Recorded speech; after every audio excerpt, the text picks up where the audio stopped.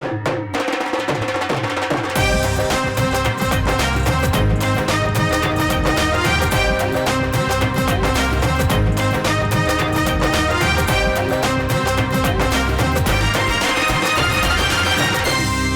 आंखों, सुनते कानों और धड़कते दिलों, आप सबको हमारी तरफ से अस्सलाम वालेकुम। वालेकुम अस्सलाम। क्या हाल चाल है? खैरियत से अल्हम्दुलिल्लाह। आप कैसे लग रहे हैं? बिल्कुल सही। वहाँ से भाई कल भी हमने इस सूरत हाल पे बात की। ये जो मोदी सरकार पर जंग का भूत सवार है, उनके लिए तो ये सोचना भी बेकार है, क्योंकि पाकिस्तान की बहादुर फौज हम वक्त जंग के लिए तैयार खड़ी रहती है और आवाम इनके पीछे शाना बशाना खड़ी है, और इस कौम का हर बच्चा इस मुल्क का सिपाही है। लिहाजा दुध पति साहब किसी खुश फहमी में ना रहना, पतीलियां उड़ा देंगा। लीजिए बुलाते अपने आज के पहले मेहमान को। पाकिस्तान तहरीक इंसाफ के एमएनए बने हैं पहली दफा नेशनल असेंबली ऑफ पाकिस्तान में, जनाब मोहम्मद अहमद चट्टा।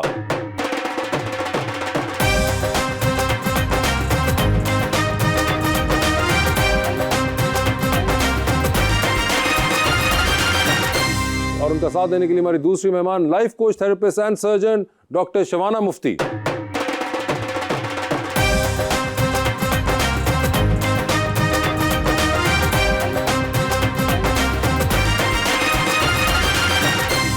Welcome to the show ji. बड़ी खुशी हो रही है शबाना जी, दोबारा मुलाकात हो रही है आपसे, और एक बड़े ही अच्छा शेर मैं लेकर आया हूँ भाईजान। मैं शायर से मदारी हो गया, मैं शायर से मदारी हो गया हूँ, मुझे करतब दिखाने पड़ रहे हैं।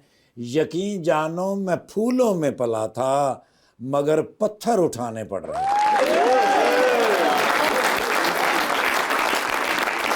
ए नहीं खानी खान मोहब्बत कर दे ने, आहा माड़े भी भाईजान मोहब्बत कर दे ने। मैं ते चाह विच अखी ला बैठा, सुनिया सी इंसान मोहब्बत कर दे ने।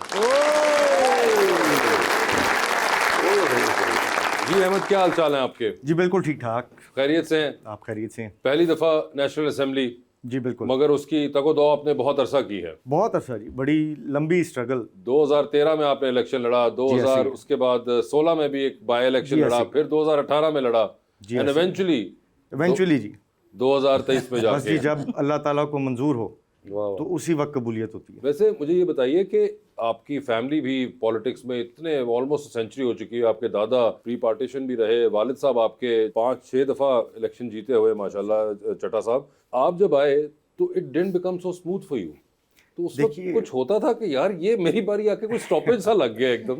देखिए, ये बस वो जैसे मैंने कहा कि जब अल्लाह ताला को मंजूर होता है ना जी, तभी होता है। तो इंसान अपनी हिम्मत और हौसला बुलंद रखे, कोशिश करे, मुखलिस दोस्तों का साथ हो, इंसान अपनी मंजिल तक पहुंच जाता है। तो बस ये इस फेज़ में से हम गुजरे, मेहनत की। हमारे यहाँ जो सेंट्रल पंजाब है जिसमें गुजरांवाल आता है, यहाँ पर कुछ हालात वाक़यात जो थे, क्योंकि मैंने जब स्टार्ट किया था 13 में, तब इंडिपेंडेंटली स्टार्ट किया, फिर मैं इमरान खान साहब के साथ पीटीआई में आ गया और तब से साथ चल रहे हैं। तो एक बड़ी लंबी चौड़ी इसमें आप समझ लें कि एक स्ट्रगल इन्वॉल्व थी। जो हमारे खित्ते का एटमॉस्फेयर था, जो हमारे इर्द गिर्द के रिजल्ट्स थे, उस वक्त तमाम तर जितनी भी कौमी असम्बली और सूबाई असम्बली की नशस्तें इन इलेक्शंस के दौरान जो हैं, वो तकरीबन सारी की सारी जो हमारी मुखालिफ पार्टी है PMLN, उनकी तरफ ही जा रही थी थ्रू आउट दिस टेन्योर। तो अल्हम्दुलिल्लाह मैं तो समझूंगा कि ये सबसे बड़ा क्रेडिट इसमें हम लोगों की कामयाबी में, गुजरांवाला ओवरऑल में पाकिस्तान तहरीक इंसाफ की जो कामयाबी है, उसका क्रेडिट तो जाता है इमरान खान साहब को, उनके नज़रिए को। उनके नज़रिए की वजह से आज हम सबको कामयाबी मिली है, और इतनी लंबी स्ट्रगल का नतीजा ये है कि गुजरांवाला रीजन में आज मेजॉरिटी सीटें जो हैं वो पाकिस्तान तहरीक इंसाफ की। और सर तुसी वो कैंपेन की थी कि तुसी भी इश्तिहारी से? सिर्फ बुंजा को परचे ने बस। और अहमद भाई टेलीफोन कर दे सी, तुसी जलसा करो, मेरा ना दसना मैं किथे। बस हम टेलीफोन पे कैंपेन चली। तो आप नहीं थे कैंपेन के वक्त वहाँ पे? नहीं, मैं बिल्कुल नहीं था। और आपकी जगह आपकी फैमिली ने चलाई, दोस्तों ने चलाई? जी, दोस्तों ने बड़ी हिम्मत की इस मुश्किल वक्त में। इस मुश्किल वक्त में मेरे वालिद जो हैं, पूरा ये साल जो हम इधर उधर थे, वो वहाँ पर डेरे पे मौजूद रहे। और ऑब्वियसली जब हम कैंपेन जब कोई ऑफिशियली करने की कोशिश करते थे या कोई कट करते तो रेड्स हो जाती थी, बड़े सारे लोगों के दोस्तों के घर टूटे। तो बड़ी एक खामोश सी कैंपेन और एक रिकॉर्ड याफ्ता कामयाबी हुई। हमारे हल्के की तारीख में इतनी बड़ी लीड कभी किसी को नहीं मिली। कितनी लीड से आप जीते? मैं जी 60,000 से। 60,000। डॉक्टर साहब, आप इनमाक से सुन रही थी उनकी बातें, इंटरेस्टिंग बातें थी। इंटरेस्टिंग लगी? पॉलिटिक्स में इंटरेस्ट है आपको? नहीं, बिल्कुल भी नहीं। तो फिर इंटरेस्टिंग बातें कैसी लगी? पहली दफा सुन रही हूँ ना, like to learn. Okay, like to learn है, जबरदस्त। डॉक्टर साहब आप बहुत प्यारी लग रही हैं माशाल्लाह, मुझे ऐसे लग रहा है कि आप पाकिस्तानी रेखा हैं। और क्या किस्मत है इनकी कि पाकिस्तानी रेखा ने भी क्या देखा। वैसे मैं एक और चीज नोट कर रहा हूँ, आपकी बड़ी मैचिंग हुई हुई है कि आप दोनों को इल्म था कि आज नीला ही पहन कर आना है। उनका मेरा ख्याल है रॉयल ब्लू टाइप है और मेरा ज़रा ज़्यादा डार्क ब्लू टाइप है। आप हुकूमत में नहीं है ना? ऑपोजिशन के खासे आदी हैं। ऑपोजिशन के वजह से ही हुआ है। मगर लाइफ कोच थेरेपिस्ट, पहले ये तो बताइए जरा आवाम को कि क्या है एग्जैक्ट। पाकिस्तान में अब हर बंदा लाइफ कोच बना हुआ है and they are talking about it. अब तो I am BHRT specialist as well. ये बता दीजिए क्या है? Bioidentical hormone replacement therapy for menopausal women. जो औरतें 40+ होती हैं उनको ये थेरेपी चाहिए होती है ताकि अपनी क्वालिटी ऑफ लाइफ बेहतर करें। ये तो मुस्तफीद ना हो पाएंगे, आप मुझे बता दीजिए इनकी ज़िंदगी बहुत मसाइल चल रहे हैं, उनका कोई हल क्या होगा? कैसे नहीं होंगे जब इनकी वाइफ्स जो हैं 40+ में। वाइफ 70 साल की भी हो जाए ना, वो फिर भी 35 दी रहती है। बात ठीक है, मगर जो आपका दूसरा सब्जेक्ट है वो मेरे लिए बहुत इंपॉर्टेंट है, क्योंकि ये इनकी जिंदगी से स्ट्रेस और एंजाइटी खत्म नहीं हो रही। हाँ जी, बड़ा उसका कोई इलाज बताइए प्लीज इनका। औरतों का स्ट्रेस एंजाइटी खत्म करेंगे, बीवियां खुश होंगी। तो ये करते करते ही इनको स्ट्रेस और एंजाइटी हुआ है। तो अब मसला ये है कि बाकी सारे घर में खुश है, सिर्फ ये एंजाइटी में है। इसके बारे में बताइए प्लीज जरा। भाई बीवियां खुश हो ही नहीं सकती भाईजान। अच्छा, ज्यादा फ्रूट लेके चल जाओ, माँ वास्ते लेके आए हैं। ये थोड़ा लेके चल जाओ, हाँ माँ वास्ते बहुता, मेरे वास्ते थोड़ा ही होना सी है। मेरी अम्मी जो आई ही 2 अमरूद ले आए इस वक्त। अच्छा भाई, ये इस मसले का क्या करें हम? आपको पता है कि रिसर्च ने दिखाया है जो लोग मैरिड आदमी होते हैं दे लिव लॉन्गर। अच्छा जी, और उनका मगर एंजाइटी स्ट्रेस कम होता है। एक बार मैरिड या 3-4 बार मैरिड वाले? आपकी मर्जी है। नहीं मर्जी नहीं, मैं तो साइंस के हिसाब से पूछ रहा हूँ। आपने एक क्लेम डाला तो मैंने उस पर काउंटर वो। रिसर्च करने वालों की एक ही शादी है, इन्होंने रिसर्च करके बताया है कि हैप्पीली मैरिड आदमी लिव लॉन्गर। जैसा कि आपने कहा कि आजकल सोशल मीडिया पे सब डॉक्टर बने हुए हैं, तो आपके पास लोग गूगल सर्च भी करके आते होंगे, उसको आप किस तरह से टैकल करती हैं? नहीं, डॉक्टर नहीं बना, मतलब डॉक्टर तो डॉक्टर ही होता है, तो MBBS होता है या बाहर की कंट्रीज में MD होता है। नहीं, मगर डॉक्टर गूगल के जो फवायद हैं उससे तो तमाम मुस्तफीद हो रहे हैं ना पता है, बड़ी अच्छी बात है, क्योंकि उससे ये होता है जिस तरह मैंने अभी ये बायोआइडेंटिकल हार्मोन्स का बताया ना, और मैंने इतनी एजुकेशन दी पेशेंट्स को कि थ्रू मीडिया, सोशल मीडिया, इतनी अवेयरनेस मैंने फैला दी पहले से कि डॉक्टर्स को मैंने मजबूर कर दिया कि दे नीड टू अपडेट अपना मशीनरी सारी, अपनी रिसर्च ओरिएंटेड बने। तो सोशल मीडिया के बहुत फ़वाइद हैं, इट डिपेंड्स कि आप यूज़ कैसे कर रहे हो। अगर सोशल मीडिया पे हर चीज़ अवेलेबल है तो इन पर्सन थेरेपिस्ट होना कितना इंपॉर्टेंट है और आगे जाके कितना रेलेवेंट रहेगा? नहीं, ये थोड़ा होता है कि सोशल मीडिया से आपका इलाज हो जाएगा। वो तो जब बाकायदा हिस्ट्री होती है और जो डायग्नोसिस होता है तो डॉक्टर ही कर सकता है ना। और सोशल मीडिया तो इलाज करना भी नहीं चाहिए, जिथे नेट गया उथे इलाज खत्म। अहमद भाई, ये मैं आपको सच में, डॉक्टर साहब ने मुझे ये बोला है, इन्होंने कहा कि शादियां ज्यादा मर्द को करनी चाहिए।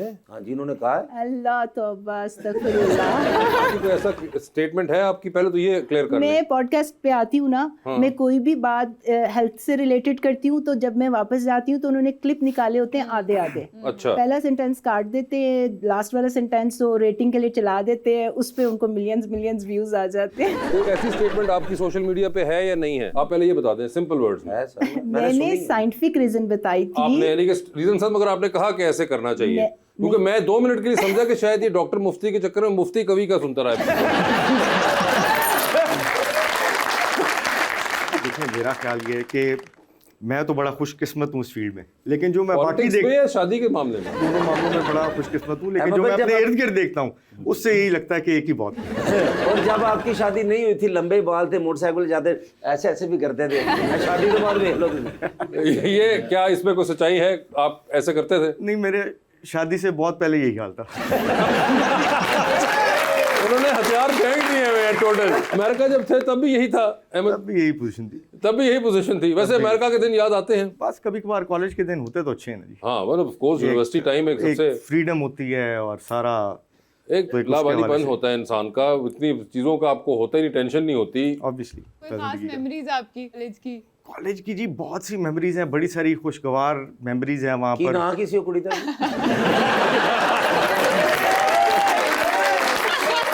सारी गल्लां ना पूछ लो।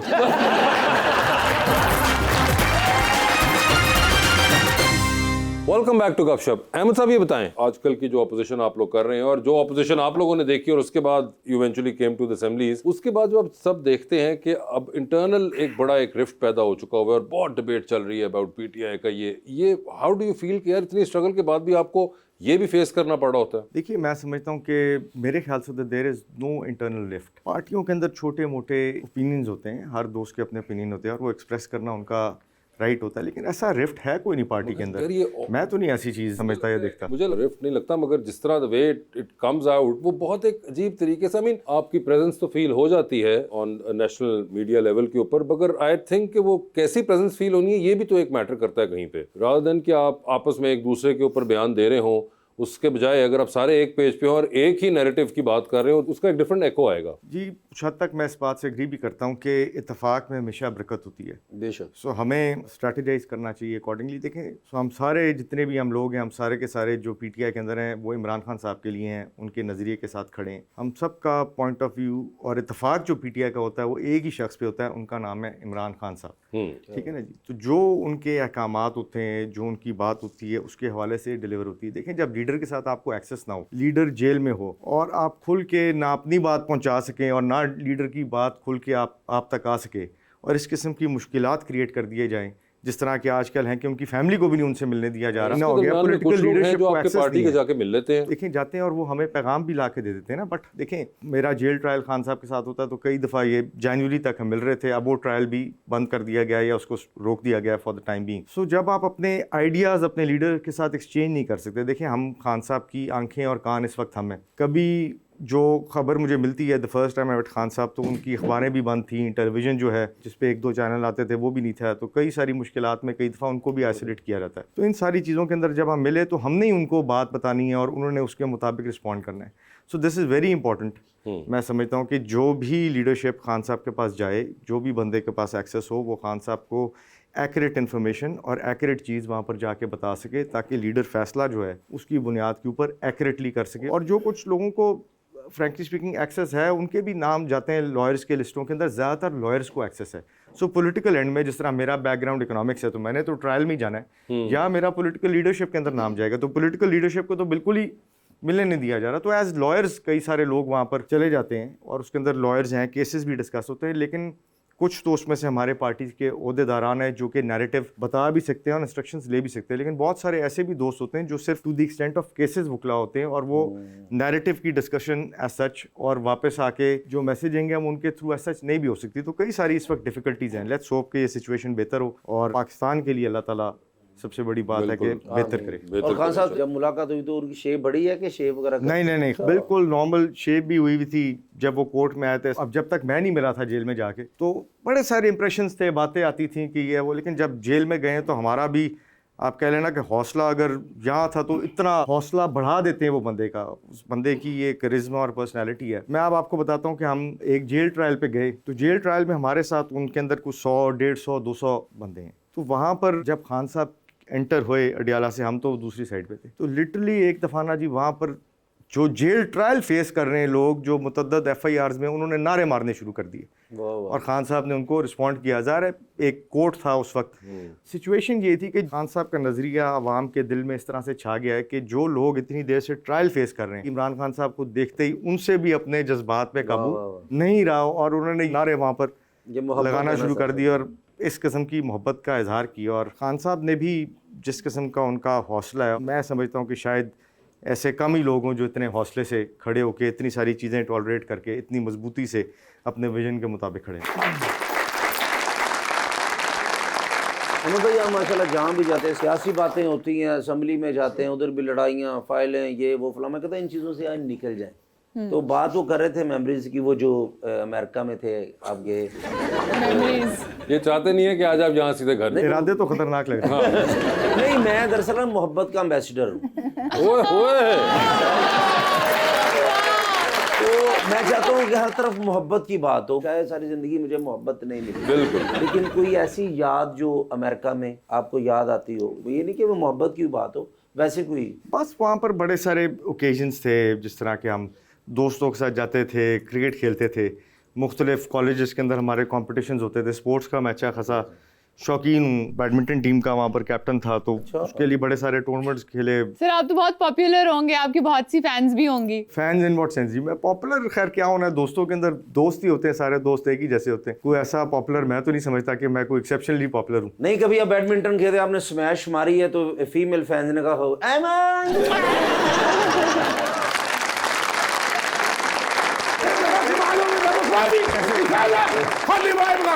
يا شاطري यस, هذا نفر ما في كويس. इसको माफी नहीं देनी क्यों? ايوه انا ما ابغى بس هذا اخر يوم आखिरी दिन है इसका क्यों? الذي يقوم بالعمل بالعكسي अस्सी क्या? قال لي عقيد कहता है ये देखो जिन्हें काम कराओ ने पुट्ठा काम करता है। आज क्या कर दिया इसने ऐसा? सर जी उल्टा काम क्यों नहीं होता? भी एक दिन में हजारों काम तो मेरे जिम्मे होते हैं। हाँ। ऐ कर लो, वो कर लो, ऐ कर, हर वेले तो सुकने पाया हुंदा मैनू। हाँ। ते कोई ना कोई एक अद्धा विच पुट्ठा हो ही जांदा है।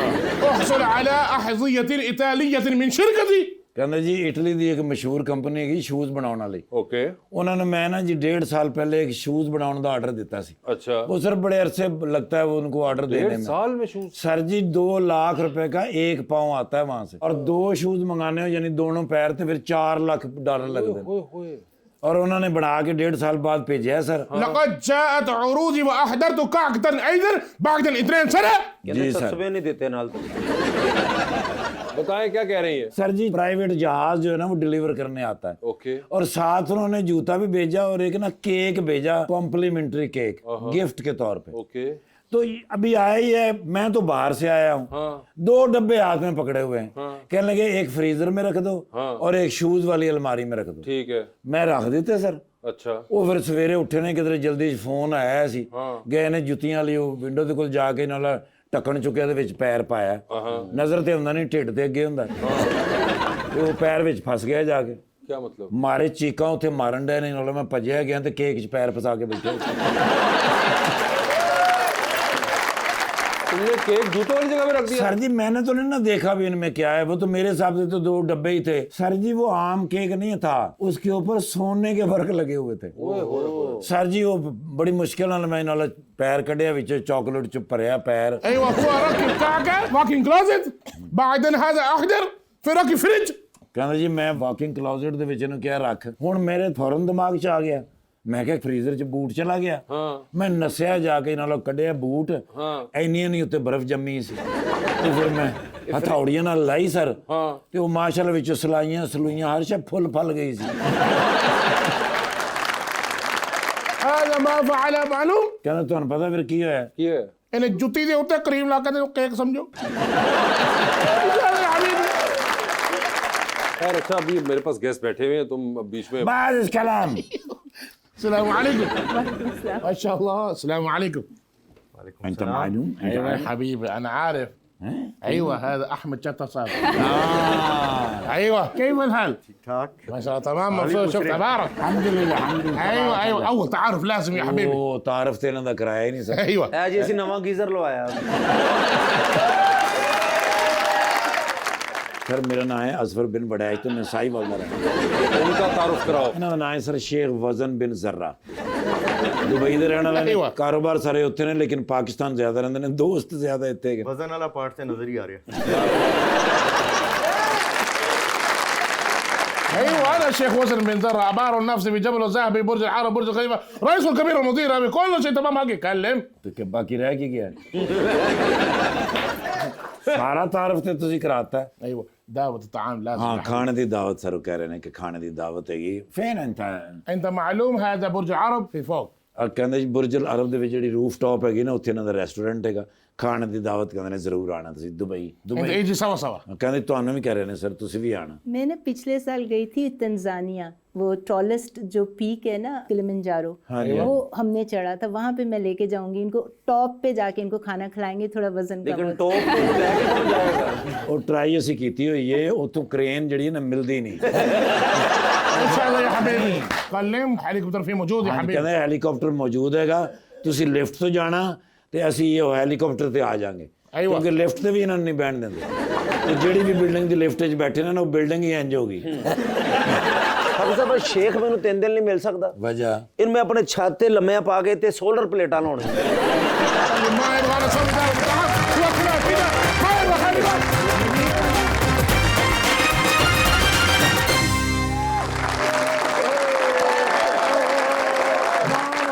काम अच्छा जी। ਆ ਸਾਡੇ ਤੁਹਾਨੂੰ ਪਤਾ ਡਿਪਾਰਟਮੈਂਟ ਦੇ ਵਿੱਚ 24 ਘੰਟੇ ਤੇ ਇਸਲਾਹਾਤ ਹੋ ਰਹੀਆਂ ਨੇ ਹਰ ਵੇਲੇ ਹਰ ਮੀਟਿੰਗ ਦੇ ਵਿੱਚ ਤੁਹਾਡੇ ਵਿਰਾਹ ਨੂੰ ਜਾਣਾ ਪੈਂਦਾ ਹਾਂ। ਰਹੀਮ ਯਾਰ ਖਾਨ ਮੈਂ ਲੀਡ ਕੀਤਾ ਸਾਰੇ अच्छा ਜੀ ਸਰ ਆ ਮੀਟਿੰਗ ਖਤਮ ਹੋਈ ਹੈ हाँ ਤੇ ਉਸਮਾਨ ਬਰਦਾਸ ਸਾਹਿਬ ਦੀ ਕਾਲ ਆ ਗਈ अच्छा ਮੈਨੂੰ ਕਹਿੰਦੇ ਨੇ ਨਿਰਗੋਲੀ हाँ पता नहीं क्यों मैं पिछले 1 हफ्ते से अंडर प्रेशर कुकर का शिकार हो गया जी सर कहते ने मैं अंडर प्रेशर जा हो गया मैं बड़ा परेशान है कि could you please come to me oh ਉਹ ਫਿਰ ਨਾਲ ਹੀ ਘੰਟੇ ਡੇਢ ਦਾ ਸਫ਼ਰ ਸੀ हाँ ਕੱਢਿਆ ਫਿਰ ਮੈਂ ਡਾਲਾ ठीक है ਪਹੁੰਚਿਆ ਮੈਂ ਜਾ ਕੇ ਮੈਂ ਕਿਹਾ ਕੀ ਪ੍ਰੋਬਲਮ ਹੈ हाँ ਕਹਿੰਦੇ ਨੇ ਯਾਰ ਮੈਨੂੰ ਡਿਪਰੈਸ਼ਨ ਜੋ ਹੋ ਗਿਆ ਮੈਨੂੰ ਸਮਝ ਨਹੀਂ ਆ ਰਹੀ ओहो ਜੋ ਗੱਲ ਸੋਚਣਾ ਭੁੱਲ ਜਾਂਦੀ ਹੈ ओहो ਕੀ ਕਰਾਂ ਵਾਟ ਸ਼ੁਡ ਆਈ ਡੂ ओके ਮੈਂ ਕਿਹਾ ਅੱਧੇ ਦੁਨੀਆ ਨੂੰ ਡਿਪਰੈਸ਼ਨ ਹੈਗੀ ਹੈ हाँ ਬਈ ਐਕਸਰਸਾਈਜ਼ ਨਹੀਂ ਲੋਕ ਕਰਦੇ ਹਾਂ। ਹਰ ਵੇਲੇ ਕਮਾਈ ਦੇ ਚੱਕਰ 'ਚ ਪੈ ਰਹਿੰਦੇ ਨੇ ਬਈ ਬਿੱਲ ਦੇਣ ਬਿਜਲੀ ਦਾ ਕਿਰਾਇਆ ਦੇਣ ਬੱਚਿਆਂ ਦੀ ਫੀਸ ਦੇਣ ਮੈਂ ਕਿਹਾ ਸਰ ਐਕਸਰਸਾਈਜ਼ ਕਰਿਆ ਕਰੋ ओके ਕਹਿੰਦੇ ਨੇ ਕੀ ਐਕਸਰਸਾਈਜ਼ ਕਰਾਂ ਮੈਂ ਕਿਹਾ ਐਕਸਰਸਾਈਜ਼ ਇੱਕ ਤਾਂ ਭੱਜੋ ਸਵੇਰੇ ਸਵੇਰੇ ਉੱਠ ਕੇ हाँ ਕਹਿੰਦੇ ਨੇ ਕਿਸ ਤਰ੍ਹਾਂ ਭੱਜਾਂ ਮੈਂ ਕਿਹਾ ਕਿਨੂੰ ਵਾਲੀ ਰੇੜੀ ਤੇ ਜਾਓ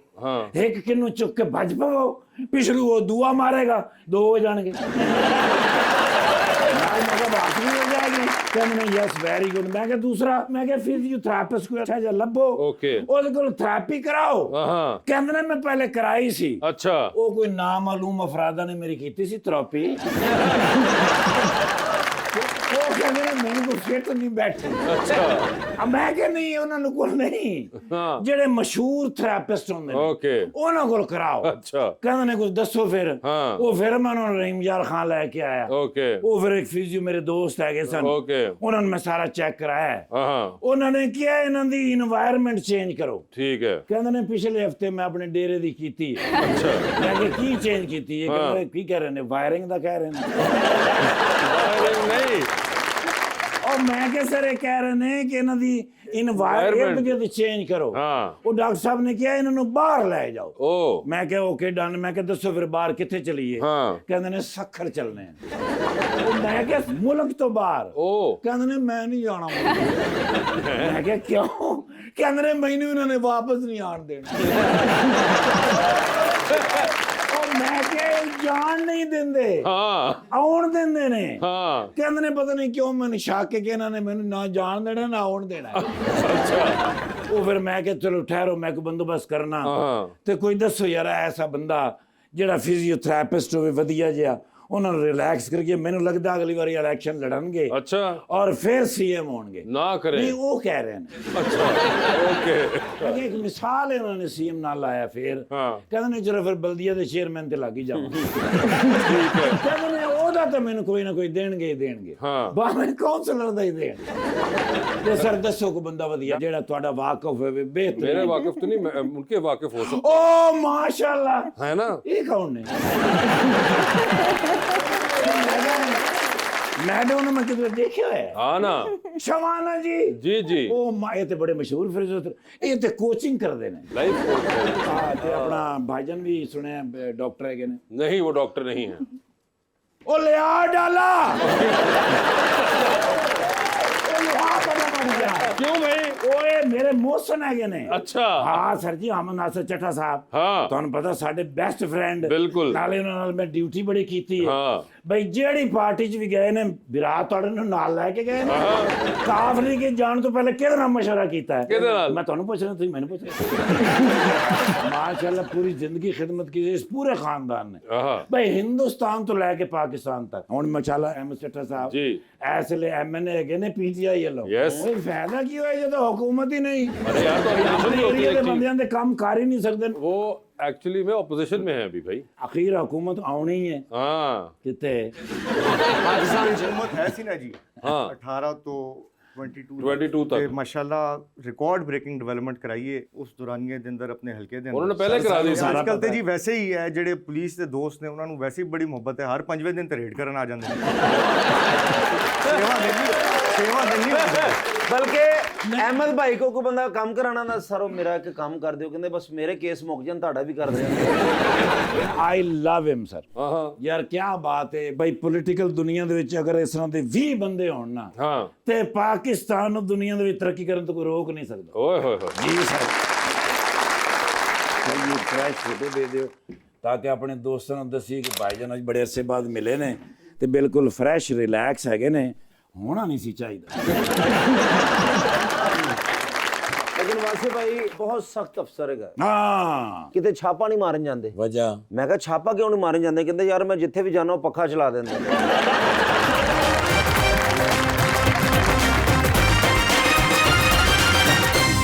वेलकम बैक जी, प्लीज। अस्सलाम वालेकुम, मेरा नाम जावेद है। मेरा सवाल सर से है कि पीटीआई में खान साहब के बाद आपका फेवरेट कौन है? बहुत से लोग हैं, लेकिन हमारे जो एक जहन में आते हैं लीडर ऑफ द ऑपोजिशन है उमर अयूब खान साहब। उनके साथ बड़ी क्लोजली काम करने का यहाँ पर सेटअप में मौका मिला, तो बड़े ज़ीरक आदमी और बड़े ज़बरदस्त, मेरा ख्याल है बड़ी बोल्ड शख्सियत हैं। और जितने भी कौमी असम्बली में हम पार्लियामेंटेरियंस हैं, हमारा बड़ा वो ख्याल करते हैं और बड़ा उनको एहसास है, बड़े सारी मुश्किलात का भी सबका एहसास है। तो मैं समझता हूँ जी इस वक्त जो मैं देख रहा हूँ, क्योंकि एक्सपीरियंस भी हो रहा है, उनके साथ काम भी कर रहे हैं, तो उमर अयूब खान साहब।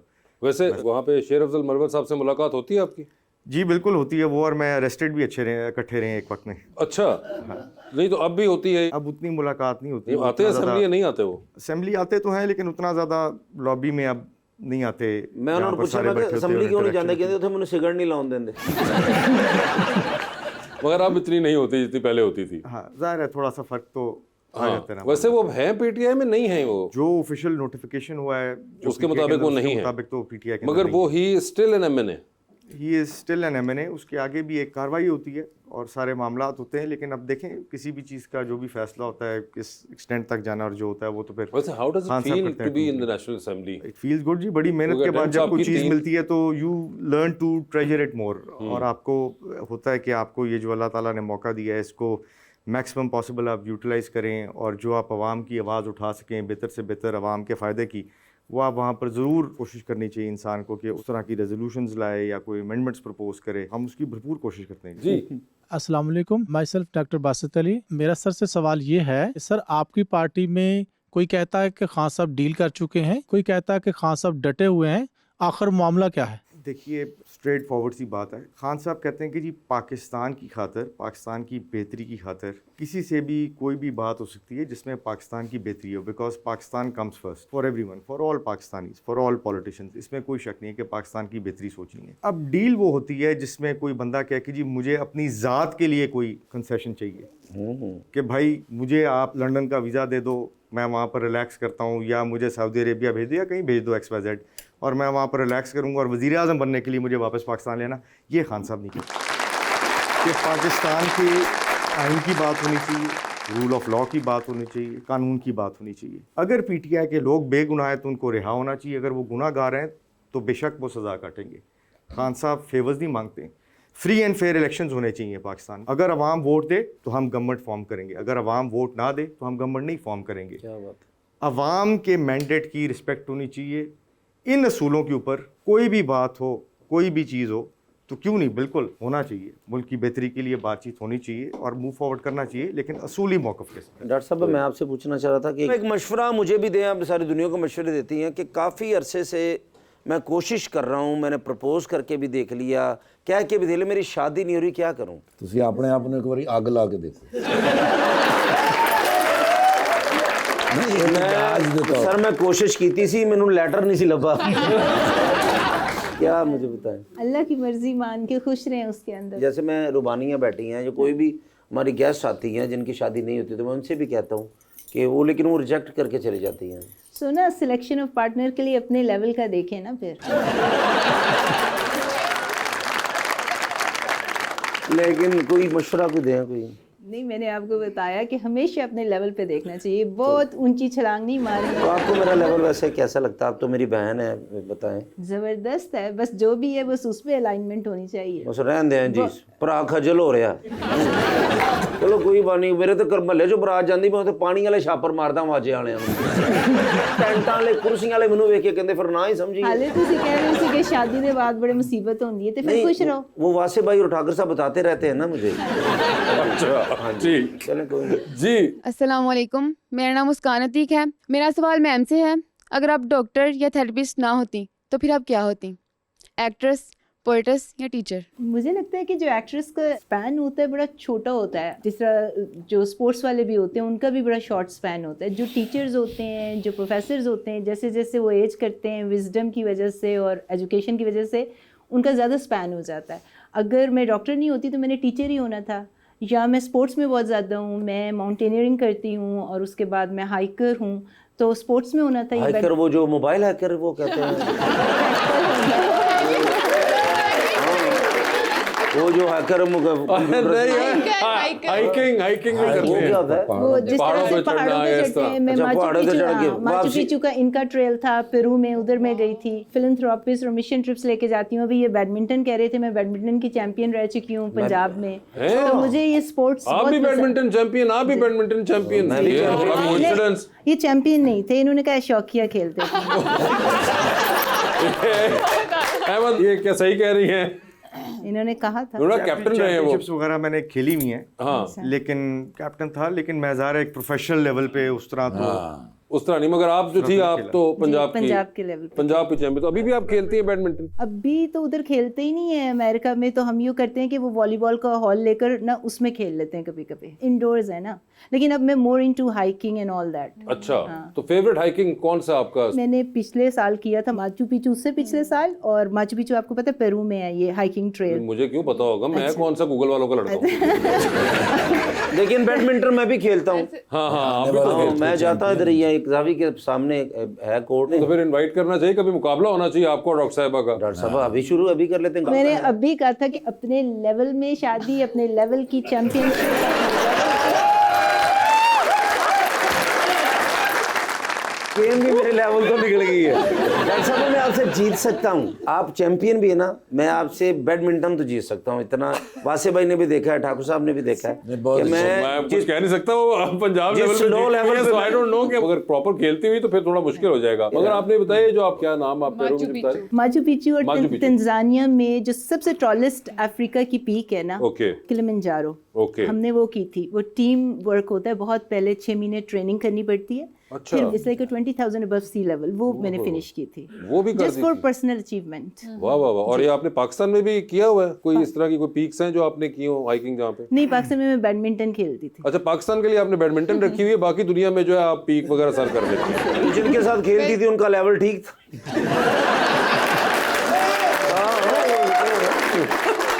वो तो फिर अच्छे खेलते होंगे ना सारे। यकीनन किसी अच्छे को हरा के वो पंजाब चैंपियन बनी होंगी। अरे मुझसे तो दोनों अच्छे प्लेयर ही बैठे ना, जैसे अहमद भाई बैठे हैं। हाँ, नहीं, अहमद भाई तो चुप करके दस्तबरदार हो चुके हैं गेम से, और मैं इस कॉन्वर्सेशन से बाहर हूँ बिल्कुल। जितना तुसी मेरा लो लेवल करता, मैंने हुन गुल्ली डंडा खेलना चाहिए। नहीं, मगर वो बड़ा क्लियरली बताया कि देखिए आप ओवरशूट कर रहे हैं, ऐसा ना करिए। नहीं डन है, नहीं खेलेंगे। नहीं तो मगर नहीं, आपको चाहिए- किलिमंजारो में भी इनके लिए कोई रिश्ता नहीं। एक्चुअली आपको पता है वो अफ्रीका है ना, तो वहाँ पे थोड़े ब्लैक और वो ब्लैक भी मेरा लेवल तो ऊपर निकल गया।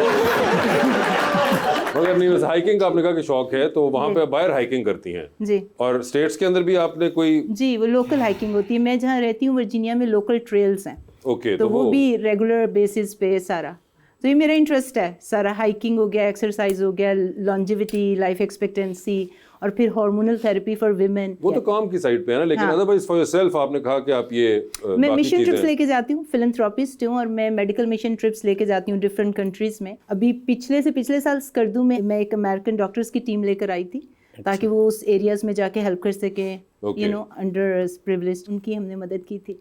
तो वैसे अहमद भाई, ये तो पहाड़ वगैरह चढ़ जाती हैं मैडम एज अ हॉबी, आप लोग दीवारें चढ़ने के अलावा कोई काम आजकल? दीवारें चढ़ने से पहले ही हम इधर उधर हो वो नौबत नहीं आने देते हम। प्रिंटिंग स्पीड पे आपको अपनी हैरानगी हुई कि वो तो पक्की बात है ना, ट्रैक सूट जॉगर्स हमने बड़े बेहतरीन रखे होते हैं, कोई पता नहीं किस वक्त कहाँ से किस वक्त दौड़ना पड़ सकता है और कहीं कहीं पर भी पर भागना मारनी पड़ पड़ सकती है। बिल्कुल। वैसे आपको ट्रैवलिंग का शौक है? नहीं पैदल ही जाते हैं।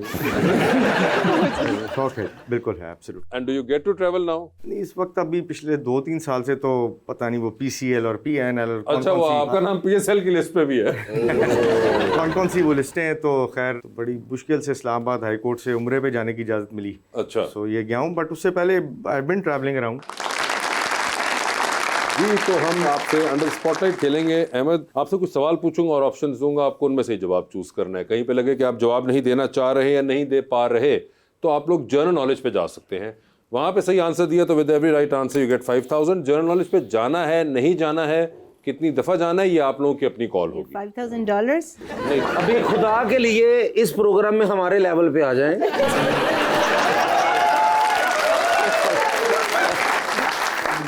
तो डॉक्टर साहब इस वक्त हमें पीकेआर में डील करना पड़ेगा। जी, तो ये बताइए कि पहले कौन खेलेगा आप में से? इनको दे दें। आप एग्रीड हैं इस बात से? नहीं, तो पहले कंपेटिटर का लेवल पता होना चाहिए। अच्छा, नहीं इसमें आप एक्चुअली आपस में कम्पीट नहीं कर रहे, इसमें आप लोग के साथ हमारे साथ कम्पीट कर रहे होंगे। टीम वर्क है। अच्छा। नहीं, टीम वर्क भी नहीं, आपको इंडिविजुअली खेलना होगा। अपने अपने क्वेश्चंस होंगे। तो अहमद साहब से स्टार्ट करते हैं। अहमद, ये बताइए, आपकी जिंदगी पे फिल्म बन रही है, क्या चाहेंगे कि उसमें आपका कैरेक्टर इनमें से कौन सा अदाकार करे? ऑप्शंस आपके पास जो है वो है फवाद खान, हमजा अब्बासी और फहद मुस्तफ़ा।